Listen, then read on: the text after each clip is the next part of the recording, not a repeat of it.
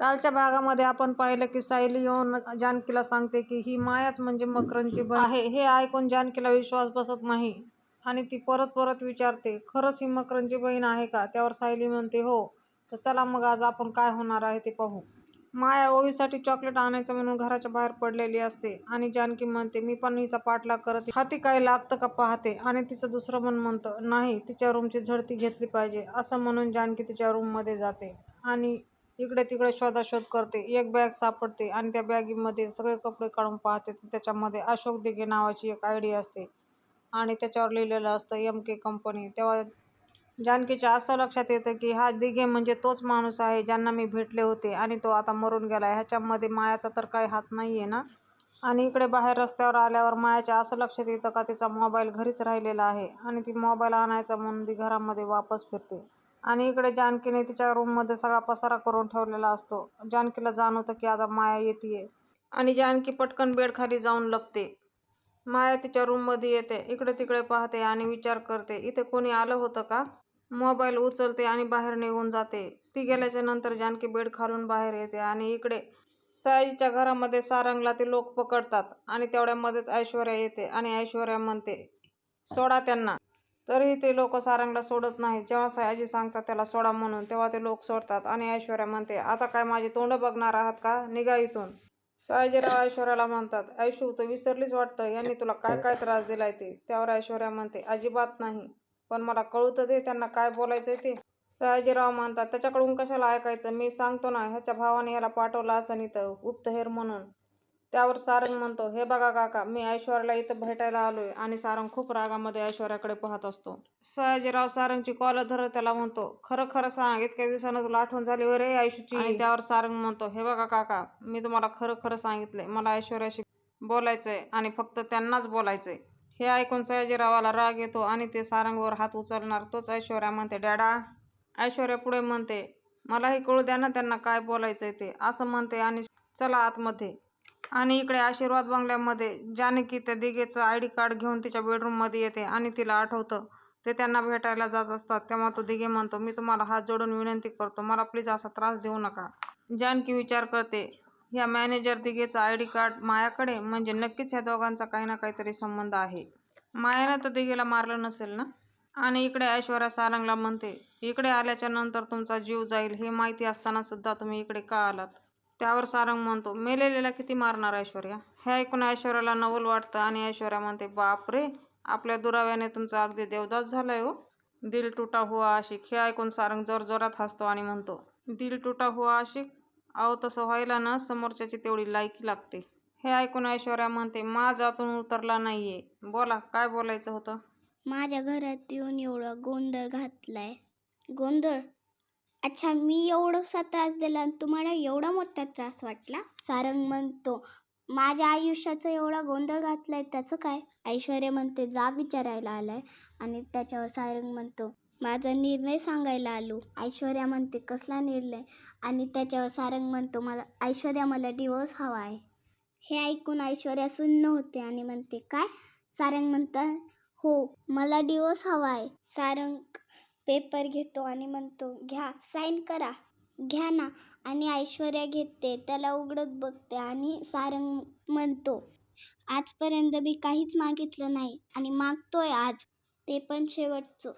ऐश्वर्याला पुढे काहीतरी बोलायचं असतं, पण सारंग म्हणतो, तसेही आपण वेगळे झालोत ना, आता कागदपत्रे येऊया. सारंग बोलतो, आता सगळं पुढचं माझा वकील बोलेल. आणि सारंग तिथून जात असतो. तोच ऐश्वर्या त्याला थांबव. ऐश्वर्या सारंगला विचारते, तुम्ही शुद्धीत तर आहात ना? सारंग म्हणतो, काय ना, तुमच्या खोट्या प्रेमाची नशा माझ्या डोक्यावरून केव्हाच उतरली. त्यामुळे आता जे मी बोलतोय ना, पूर्ण शुद्धीत आणि विचार करूनच बोलतोय. आणि तो म्हणतो, आता मी बोललोच आहे तर अजून आणि पूर्ण बोलतोच ना. आणि तुम्ही तुमच्या त्या पॉडकास्टमध्ये काय म्हणलात? इडियट म्हणालात ना मला? हो, आहे मी इडियट. नाही, होतो मी इडियट. काय ना, ज्या माणसावर मनापासून प्रेम करतात ना, ते इडियटच असतं.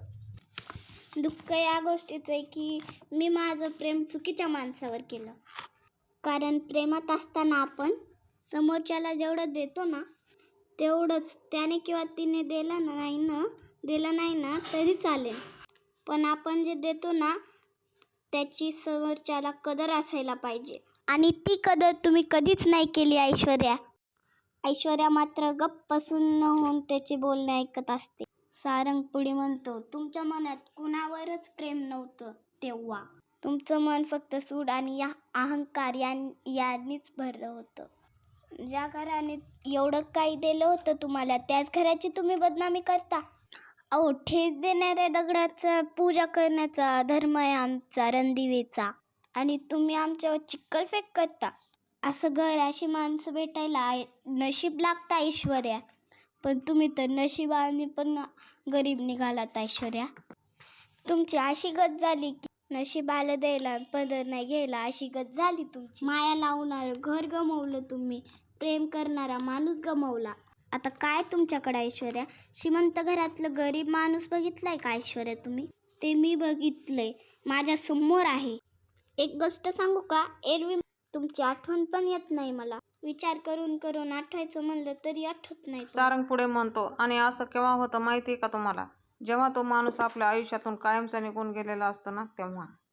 सारंग पुढे ऐश्वर्याला विचारतो, ते तुमच्या भाषेत काय म्हणतात? Move on. हां, मूव्ह ऑन झालोय मी ऐश्वर्या, मूव्ह ऑन. आणि ऐश्वर्याला म्हणतो, सही करा. ऐश्वर्या आता खरंच खूप तुटलेली आहे, खूप आतून गळाली आहे. एकदम सुन्न होऊन गपचूप होऊन ते ऐकते आणि त्याच्या खांद्यावर हात ठेवते. म्हणते सारंग, आणि सारंग त्याचा हात झिडकारतो. ऐश्वर्या सारंग पुढे येऊन उभारते आणि त्याला म्हणते, तुम्ही नक्की सारंगच आहात ना? सारंग पुढे म्हणतो, हा वेगळा सारंग आहे ऐश्वर्या. आता माझे निर्णय मी स्वतः घेतो. ऐश्वर्या त्याला म्हणते, मग इतक्या दिवसांमध्ये मला डिवोर्स द्यायचा डिसिजन का नाही घेतला तुम्ही? इतके महिने कोणाची वाट बघत होतात तुम्ही? त्यावर सारंग म्हणतो, मला एक चांगला जोडीदार हवा होता ऐश्वर्या, आणि तो आता मला मिळालाय.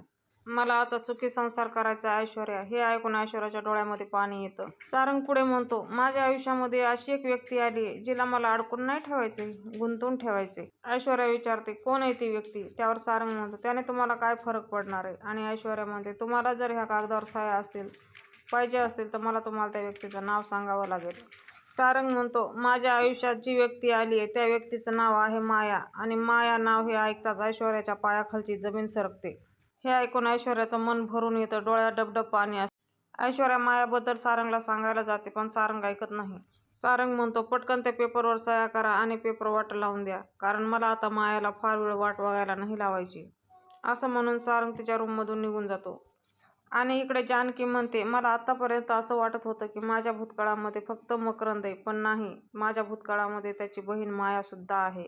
आणि जानकी स्वतःशीच म्हणते, आता मला सगळं कळलंय. माया, तुझा चेहरा माझ्या समोर आलाय आणि आता मला मकरंदपर्यंत तूच घेऊन जाशील. आणि इकडे ऐश्वर्या ते पेपर बघत असते आणि तिला आठवतं सारंग बोललेलं.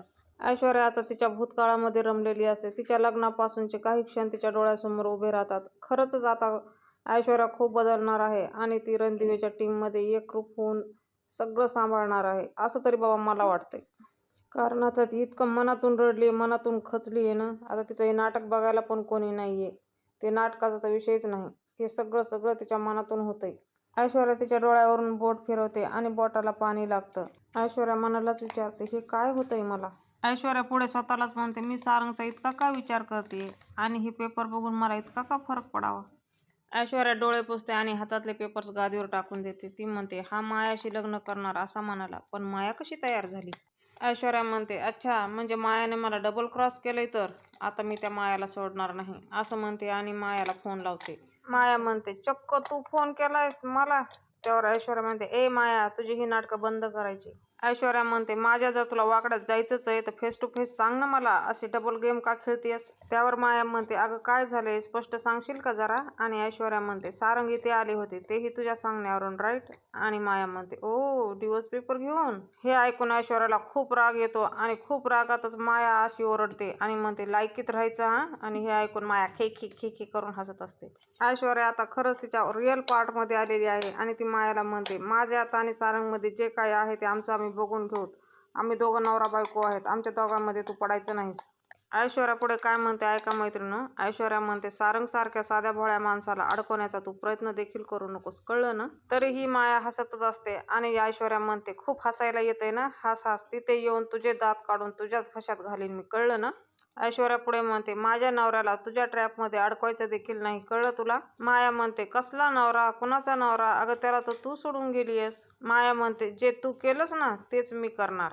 आणि ते मूर्ख माणूस प्याद आहे माझं. तो इतका मूर्ख आहे ना, कोणावरही सहज विश्वास ठेवेल. हे ऐकून आता ऐश्वर्याला खूप राग येतो आणि म्हणते, ए, माझ्या नवऱ्याला मूर्ख म्हणायचं नाहीस. माया तिला म्हणते, पण काय ग, तुझं तुझ्या नवऱ्यासाठी प्रेम असं अचानक उफाळून का आलं? माया म्हणते, स्ट्रेंज आहे हा, आणि तुझ्यासाठी वाईटसुद्धा. त्यावर ऐश्वर्या म्हणते, ए, माझ्या चांगल्या वाईटाचा विचार तू नको करूस हा, कळलं ना? ऐश्वर्या म्हणते, माझ्या डोक्यावर बसू नकोस हा, नाही तर सगळ्यासमोर तुझं भांडं फोडेल मी, कळलं ना? ऐश्वर्या म्हणते, एवढा ॲटिट्यूड दाखवतेस ना, हवेत उडतेस, एका झपक्यात जमिनीवर आणेन मी तुला. आणि त्यावर माया म्हणते, मला धमकी देतेस? त्यावर ऐश्वर्या म्हणते, हो, धमकीच देते. त्यावर माया म्हणते, नुसती धमकीच देऊ नकोस, करूनही दाखव, कारण तुला माहिती आहे ना माझ्या वाटेत येणाऱ्यांची मी कशी वाट लावते ती. त्यावर ऐश्वर्या म्हणते, माया, तू ऐश्वर्याला अजून नीट ओळखलं नाहीयेस.